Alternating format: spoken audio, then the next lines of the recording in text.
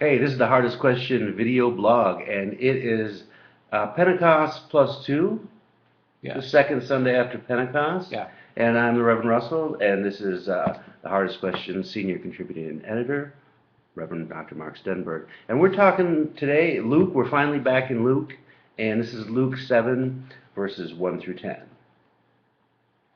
So what do we got here, Mark? This is a crazy one. Yeah. Really funny, I think. But I think it's the only way I get it is that it's really funny. yeah. Yeah. So what happens? So Jesus walks into this bar. No, it's not that kind of funny.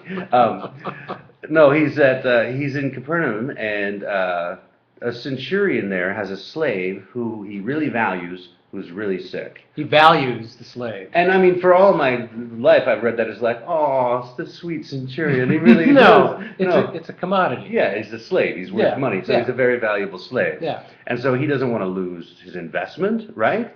So he uses money to get what he wants, right? He's the centurion. He's in charge of like this whole town, and It appears that he's bankrolled the building of the synagogue in that town. which is a very smart thing, and it's something the Romans often did. Either you go in there with a lot of swords, but you also go in there and spread money around, you know? Yeah, so the Jewish elders go to Jesus and say, he is worthy of having you do this for him, for he loves our people, and it is he who built the synagogue for us. And I can't help hearing between the lines, there's a little bit that they know what happens if they don't help him out, right? Can't you just sort of hear that in there? Like that Look, a you've lot. got to do this because he's helped us out, but like, if you know what I mean? Yeah. Yeah. So Jesus kind of goes along with him.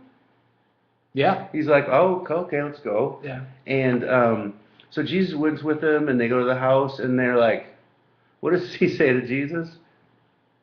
Oh, the servant comes, don't trouble yourself. Yeah. Yeah. Yeah. Oh, he says you don't even need to come to my house. You can just heal him from here. The word. Because you know what? This is the thing with Jesus that I think is so funny in this. The centurion's like, can you get this done for me?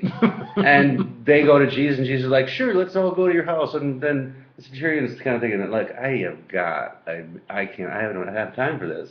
I have a busy day, man. Like, I just want him healed. You can do it from here, I'm sure. Just speak the word. Just speak the word. Because and he's like, look, I mean, I know you're probably pretty powerful, but let me tell you this: I have all these people working for me. I tell somebody to do something, they do it. You know what I mean? You know what I mean? Yeah. You know what I mean? We know. Yeah. You know. Yeah. We're the same kind of guys. So I'm sure you just say the word and it'll heal them. So this guy can really boss people around. Seems to impress Jesus. The text says that Jesus was amazed, and you don't hear that a lot in the New Testament. Other people are usually amazed at Jesus. It's constantly, and when people were Jesus amazed. heard this, he was amazed at him. So he's like, oh, no, wait a minute, man. Are you telling me, like, you could just say to somebody, like, give me some water, and they'll just go do it? Amazing. Yeah, and a lot of people read this, like, as faith, and Jesus sees it like, this guy has so much faith. Powerful. Whoa, he's a powerful. More faith than other people. Yeah, and he even concludes by saying... enough faith to get something done. To get something done, right? Yeah. And Jesus concludes by saying, what's the exact thing? This is the big joke right here. I tell you, not even in Israel has I found this much faith. Ooh, ouch. Which is kind of a burn because this guy doesn't have any faith. He's a businessman, right? He wants his commodity back. He wants his commodity back, and he knows how to work the system. And so Jesus goes along with this, but he's just such a smart ass about it. And I think it's really funny. So I guess you could say the hardest question is, one, what do you have to do to amaze Jesus? Yeah. Or two, is Jesus joking? Is Jesus joking? Is Jesus joking?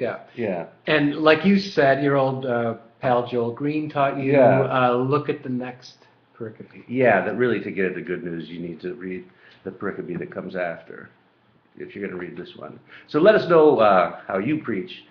And this is the Hardest Question video blog.